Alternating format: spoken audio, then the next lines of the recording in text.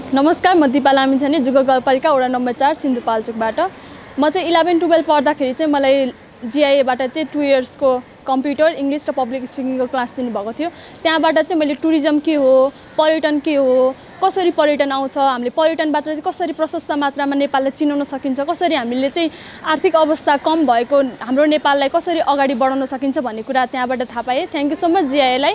मलाई चाहिँ यति ठुलो मेरो टार्गेट के हो त्यो पनि थाहा थिएन, मलाई मेरो ड्रिम के हो त्यो पनि थाहा थिएन। जुन मलाई यो फिल्डमा आए त्यसपछि चाहिँ मलाई एकदमै धेरै मैले के गर्न पर्छ, म के हुँ भन्ने कुरा चाहिँ त्यहाँबाट थाहा पाएँ। म चाहिँ अहिले ब्याचलर पढ्दैछु, सेकेन्ड इयरमा पढ्दै र अफ सिजनमा चाहिँ ट्रेनिङहरू लिन्छु र सिजनमा चाहिँ म गाइड गर्छु। सिजनमा ट्रेनिङहरू गर्दा र अफ सिजनमा यतिकै बस्दाखेरि चाहिँ कस्तो फिल हुन्छ भने एज अ मसँग गाइड लाइसेन्स भइसकेपछि अनि मलाई इङ्ग्लिस नहुँदा चाहिँ कस्तो फिल हुन्छ भन्ने कुराहरूमा नि आयो। धेरै ट्रेनिङहरू मसँग भए तापनि आफूसँग फुल अफ कन्फिडेन्स एक्सपिरियन्स भएन भने चाहिँ हामीले चाहिँ केही पनि गर्न सक्दैनौँ भन्ने कुरा थाहा पाएँ। र कुनै ठाउँमा चाहिँ हामीले म्यापहरू रिडिङ गरेर जान सक्छौँ, तर त्यसमा चाहिँ आफूसँग नलेजहरू छैन भने त्यो गर्न सक्दैन रहेछौँ। अनि आज हामी चाहिँ अब 2 दिनपछि चाहिँ हामी जीएसटी गर्न जान लाग्दैछौँ, जुन ग्रेट हिमालयन ट्रेल।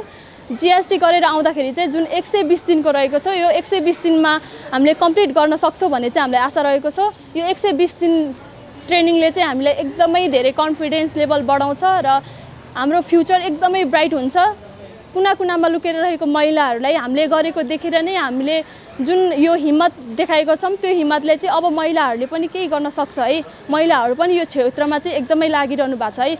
महिलाहरूलाई पनि केही गर्न दिनुपर्छ भन्ने कुरा चाहिँ उहाँहरूबाट पूर्ण आउनेछ, जोस जाँगरहरू आउनेछ र हामीलाई सधैँभरि माया सपोर्ट दिनुहुन्छ भन्ने आशा छ।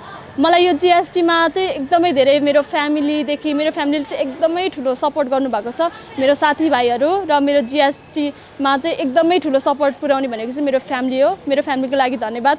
मलाई यति राम्रो मेरो छोरीले चाहिँ केही गर्न सक्छ, जुन चाहिँ छोरालाई विदेश पठाउनको लागि 20 लाख रुपियाँ 10 लाख रुपियाँ खोज्नलाई चाहिँ यति धेरै आतुर हुनुहुन्थ्यो र मलाई यो जीएसटीमा लाग्ने खर्चहरू चाहिँ मेरो फ्यामिलीले एक दिनमा नै ल त चाहिँ यो ठाउँमा जाँदैछ, यस्तो गर्नुपर्छ, तैँले चाहिँ यो एउटा तेरो फ्युचर राम्रो हुन्छ भनेर चाहिँ उहाँहरूले मलाई यहीँनिरै फ्युचर देखाउनु भएको छ।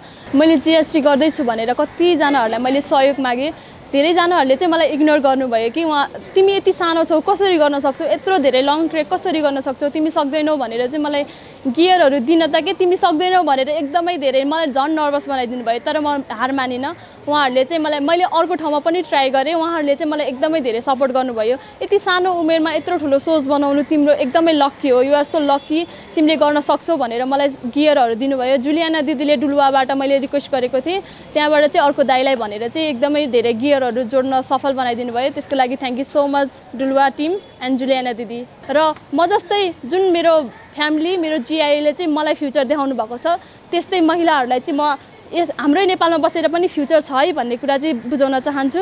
अरूको देशमा गएर भाँडा माझेर अरूलाई अरूको लात्ती खाएर गाली खेपेर पसिना र रगत बेचेर किन अरूको देशमा गर्नु, आफ्नै देशमा रगत र पसिना बगाएर पनि केही गर्न सकिन्छ भन्ने मान्यता चाहिँ म देखाउन चाहन्छु। धन्यवाद।